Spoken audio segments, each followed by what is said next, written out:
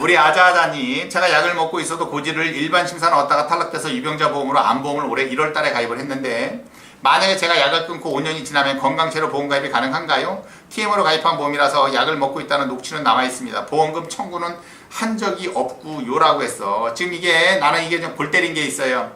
약을 먹고 있어도 고지를 일반 심사는 얻다가 탈락돼서 유병자 보험으로 암보험을 가입했다고 했는데 암보험 같은 경우는 여러분들이 아셔야 될 게 있어. 웬만한 다른 보험에 비해서는 암보험 같은 경우는 인수가 잘 됩니다. 왠지 아세요? 설사 내가 고지혈증 약을 먹고 고혈압 약을 먹는다고 하더라도 그건 암하고 상관이 없기 때문에 통과합니다. 그런 거는. 상해 쪽 같은 경우에 내가 맨날 뼈다귀가 부러지고 머리가 반쯤 깨지고 피를 철철 흘린 적이 10번, 100번이 있어도 이거는 질병하고 상관이 없기 때문에 암보험 가입하는 데는 지장이 없다. 무슨 말씀인지 알겠죠? 당뇨도 역시 마찬가지예요. 그러니까 우리가 일반 보험에서 할증으로 들어가느냐, 아니면 유병자로 들어가느냐, 325 간편으로 들어가느냐, 아니면 초간편으로 들어가느냐, 5년 안에 암에 걸린 적이 없다 라고 해서 초간편으로 들어가도 그 괴를 같이 하는 거는 뭐다? 암보험은 가입하기가 굉장히 쉽다. 알겠죠? 근데 지금 약을 먹고 있어서 암보험에 가입 거절났다고 하는 거는 내가 봤을 때는 설계사 병신이 머저리 짓을 하지 않았나 라는 생각이 들어가는 겁니다. 알겠죠? 설계사 병신 같은 거 만나면 평생 보험료만 내다가 끝나는 거예요. 안녕하세요, 초특근님. 제가 올해 7월 미추골절로 4주 진단받고 치료 후 퇴원했고요. 5대 골절 진단비 청구해서 받았는데요. 혹시 미추골절이 또다시 발생하면 5대 골절 진단비를 받을 수 있는 건가요? 아니면 첫 번째 사고로 대기기간이 있는지요라고 했어. 상관없어요. 이거는 다른 사고. 그러니까 미추골절, 꼬리뼈가 만약에 날아갔단 말이야. 그랬는데 예를 들어 복합골절이라서 수술까지 했어. 그리고 퇴원하는 길에 다른 차가 또 내가 엉덩이를 들이받아가지고 꼬리뼈가 또 골절됐다. 그러면 그거는 다른 사고이기 때문에 또 지급됩니다. 알겠죠? 아이, 그렇습니다. 그런 면책 기간이라는 걸 두는 것들이 사실은 많지 않아요. 수술 투자 같은 경우에 있어서 체외 충격파 세석술 있지 않습니까? 이런 경우들은 거의 60일이에요. 60일. 60일 내에 또 하게 되면은 수술비 지급이 안 돼요. 왜? 체외 충격파 조금 했다가 다음날 또 조금 했다가 왜냐면 심장결석 같은 거 있어가지고 체외결석으로 때리는 거 있지 않습니까? 충격파로 때리는 거 그래서 잘게 이렇게 부숴가지고 소변으로 배출시키지 않습니까? 요즘은. 근데 오늘 한 방 맞고 내일 한 방 맞고 글피 한 방 맞으면 그건 2종 수술에 들어갑니다. 그래서 옛날에 2종 수술로 생명특약에 2천만 원이 가입이 되어 있으면 2종 수술비 1,000만 원 했을 때 20, 50, 100 2천만 원 했을 때 40, 100, 200이거든요. 그건 2종 수술에 들어가기 때문에 100만 원씩 받는 거란 말이야. 그러면 보험사의 손해가 어마어마하게 크잖아. 그쵸? 그럴 경우는 어떻게 된다? 60일이라는 면책 기간을 둡니다. 그때는 다시 한다고 하더라도 보장을 못 받는 거. 그런 경우는 있을 수 있어도 지금처럼 새로운 사고다 그러면은 무조건 지급됩니다. 알겠죠? 퇴원하는데 어떤 새끼가 와서 내 그냥 엉덩이를 들이받아가지고 꼬리뼈가 또 부러졌다. 그러면은 또 골절 진단비로 나가는 거예요. 5대 골절 진단비가 나가는 겁니다. 아시겠죠, 조승건님? 친구가 항암하고 요양병원에 입원비 일주일 거만 준다고 하던데 맞나요? 라고 하셨어요. 항상 말씀드렸어. 요양병원 같은 경우에 있어서는 이게 의료기관이에요. 그러면은 얼마를 입원을 하든 당연히 지급을 해야 되는 건 맞는데 지금 보험사에서 하는 얘기가 뭐냐? 직접 치료가 아니기 때문에 이거는 요양을 하는 개념도 들어가 있기 때문에 일주일치밖에 안 주고 나머지는 안 주겠다라는 지금 얘기거든요. 이거는 소송을 해야 됩니다. 소송을 해야 되는데 이 소송에 대한 실익이 별로 많지 않은 거죠. 왜? 입원 일당 같은 경우는 좀 그렇잖아요. 근데 예전에 ING 거나 프루덴셜 거 있어요. 프루덴셜 같은 경우는 30만 원 입원비를 지급하는데 무제한으로 지급하는 거 있어요. 이런 경우에는 소송의 실익이 있습니다. 알겠죠? 왜? 한 달만 입원해도 900만 원이거든. 그래서 이런 경우는 소송을 해야 된다. 왜? 그리고 지금처럼 직접 치료의 목적이라는 약관이 변경되기 이전의 예전 약관이란 말이야. ING도 마찬가지예요. 뉴욕생명, 메트라이프 다 마찬가지입니다. 무제한으로 지급했었어요. 그런 데 거는 소송의 실익이 있다. 알겠죠? 소송하면은 100% 이깁니다. 알겠죠? 아유, 그렇습니다. 이거 하나 여쭤볼게요. 지금 그 친구분 항암 치료한다 그랬으면 일단 암에 걸린 거죠?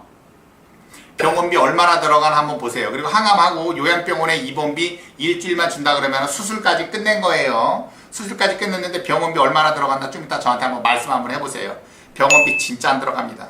근데 설계사 새끼들만 뭐라 그런다 그랬어. 알약 하나 쳐먹는데 5천만 원이다. 이런 개소리 나고 자빠졌고. 암에 걸리면 집안이 풍기박산 난다. 회사 다 잘리고. 안 잘립니다 지금. 아시겠어요? 회사 안 잘려요. 다닐 수 있어요. 다 다닐 수 있어. 그리고 암에 걸리면 병원에서 누워있으니까 간병인 와야 되는 거니까, 또 내가 암에 걸리면 와이프도 직장생활을 그만두고 내 옆에 있어야 된다든가 뭐 이런 거 다 개수작 주지 말라고 하세요. 지금은 그런 거 거의 없어요. 아시겠죠? 주변에 암 걸린 사람 봐봐요. 얼마만큼 그렇게 해서 집안이 풍비박산 나가지고 집안 쫄딱 망하는 사람 있나? 간암으로 입원해도요 300만 원밖에 안 나와요. 병원비. 왜? 정부에서 90에서 95% 다 해주거든.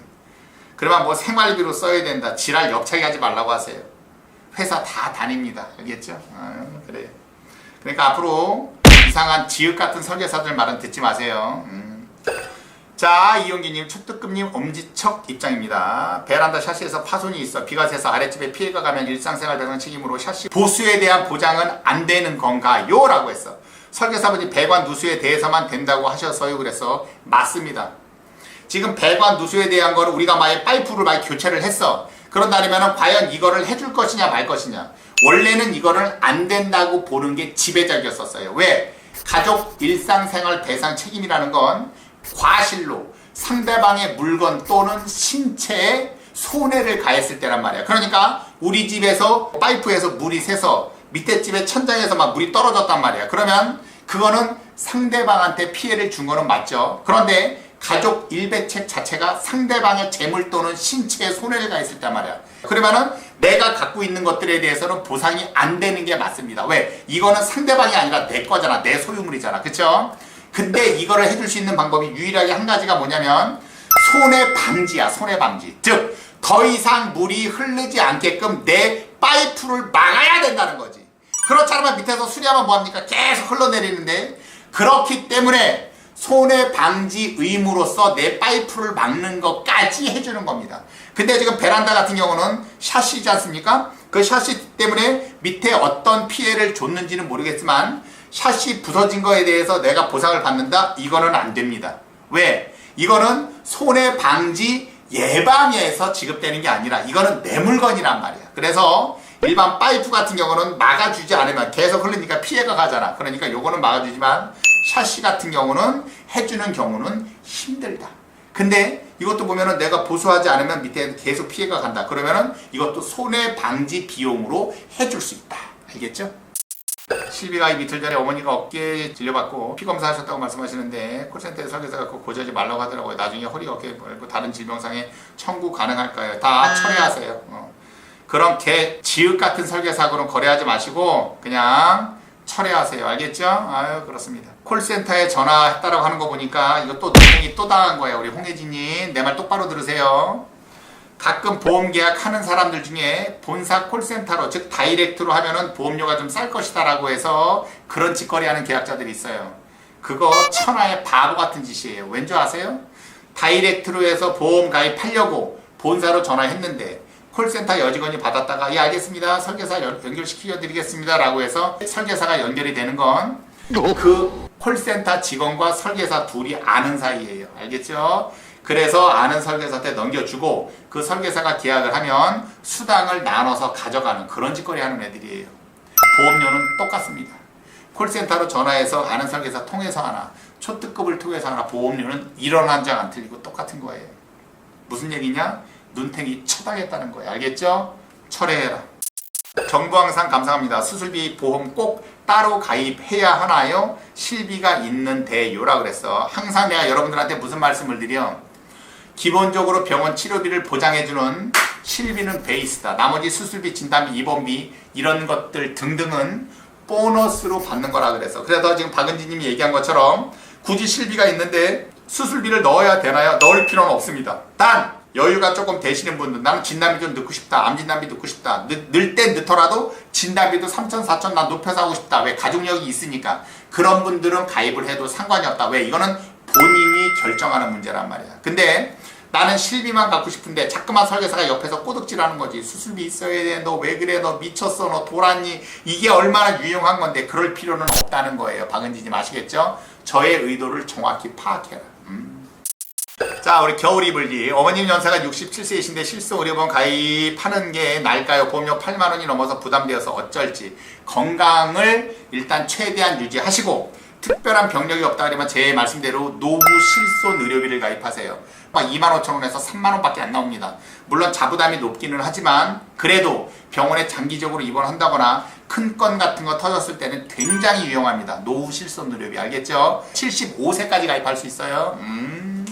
4월에 생애 전환기 내시경에서 만성 표재성 연립성 식도염 소견이 관찰된다 하여 9월에 암보험 가입하려고 하니까 유병자 보험만 된답니다. 유병자로 분류되는 게 맞나요? 개 족같은 소리 하지 말라고 하세요. 알겠죠? 아니 이 새끼들은 미쳤나봐. 이건 유병자하고 상관이 없어. 부담보로 떨어지는 거예요. 그리고 지금처럼 식도염 소견이 관찰됐다 그러면 만에 하나라도 혹시라도 한 20% 정도 할증까지 들어갈 가능성이 있는데 저 병력을 유병자로 바꿔줬다고? 그러니까 여러분들이 맨날 눈탱이만 쳐맞는 거예요. 그냥 전혀 상관없습니다. 알겠죠? 그냥 일반 보험 부담보로 들어가는 거야. 부담보로 들어갈 사람을 왜 유병자로 바꿔 쳐앉았어 이씨. 그러니 내가 보험 설계사들을 제일 싫어하는 겁니다. 제일 싫어해요. 보세요. 만약에 건강보험을 지금 가입을 했어. 근데 지금 여러 가지 병력 때문에 만약에 10,000원짜리를 가입을 해야 되는데 할증이 붙어서 일반 건강보험에서 할증이 붙어서 20,000원을 가입하지 않습니까? 원래는 10,000원짜리인데 할증이 붙어서 20,000원이 됐어. 그러면 설계사 수당은 어떻게 떨어지느냐? 할증 붙은 10,000원 부분에 대해서는 수당이 없습니다. 원래 10,000원짜리만 떨어져. 여러분 내 말 잘 들어야 돼. 알겠죠? 원래 가입하려고 하는 10,000원짜리에 10,000원에 대해서만 수당이 떨어지는 거야.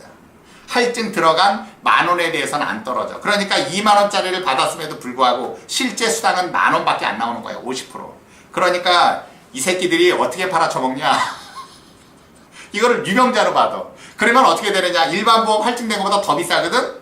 그러면은 유병자로 받으면 30,000원입니다. 보험료가. 30,000원이거든? 수당이 어떻게 떨어지느냐? 30,000원에서 통째로 떨어집니다. 이건 개새끼들이잖아 이거는. 그쵸? 만약에 실손보험을 유병자로 받잖아? 그러면은 약값이 안 나와요. 처방 조절은 없어. 근데 이거 그렇게 받아 처먹는 거예요.